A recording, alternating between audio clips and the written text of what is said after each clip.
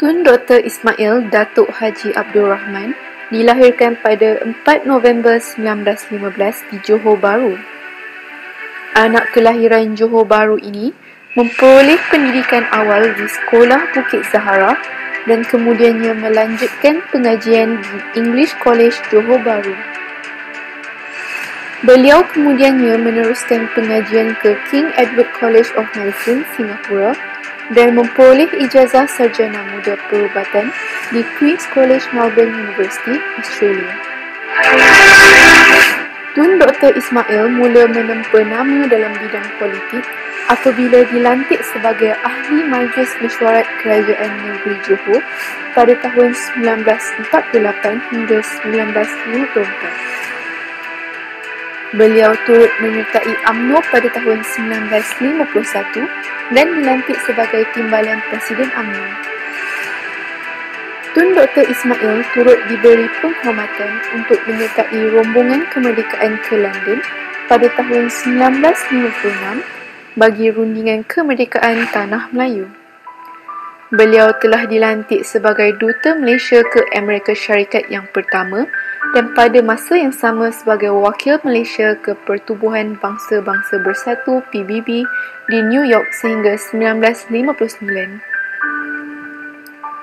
Khidmat dan pengalaman luas beliau dalam politik amat diperlukan menyebabkan beliau dilantik sebagai Menteri Perdagangan dan Perindustrian buat kali kedua serta Menteri Hal Ehwal Dalam Negeri antara tahun 1960 hingga 1967. Namun, Tun Dr. Ismail bersara buat seketika daripada bidang politik negara kerana menjalani rawatan kanser di London. Setelah tercetusnya peristiwa 13 Mei 1969, Tun Dr. Ismail kembali melibatkan diri dalam politik sebagai Menteri Hal Ehwal Dalam Negeri dan bertanggungjawab membantu Tun Abdul Razak meredakan ketegangan dalaman ini sebagai Timbalan Pengerusi Majlis Gerakan Negara ataupun Mageran. Tun Dr. Ismail dilantik sebagai Timbalan Perdana Menteri kedua dan telah menampilkan prestasi yang amat membanggakan. Pada tanggal 2 Ogos 1973, beliau meninggal dunia dan disemadikan di Makam Pahlawan. Beliau merupakan pemimpin pertama yang disemadikan di situ. Ungkapan beliau, "Jangan sapu ke bawah permaidani," masih diingati hingga ke hari ini.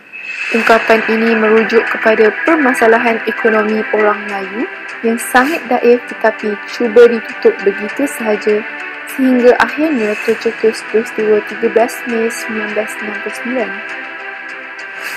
Berikut merupakan senarai penghormatan kepada Tun Dr. Ismail.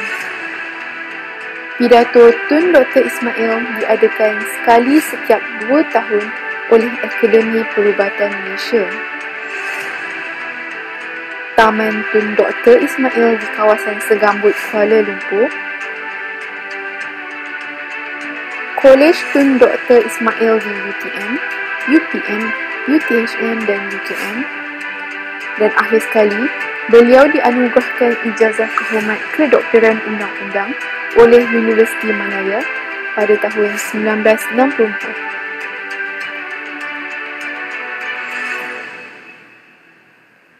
Segala jasa dan pengorbanan Tun Dr. Ismail bin Datuk Haji Abdul Rahman terhadap negara sentiasa dikenang walaupun selepas ketiadaannya. Mantan Timbalan Perdana Menteri kedua ini merupakan pakar dalam hubungan antarabangsa dan mempunyai rekod cemerlang dalam hal ehwal dalam negeri. Hasil gandingan beliau bersama Tunku Abdul Rahman dan Tun Abdul Razak serta tokoh lain telah berjaya memperkukuhkan negara bangsa Malaysia dan melahirkan Malaysia yang aman pada hari ini.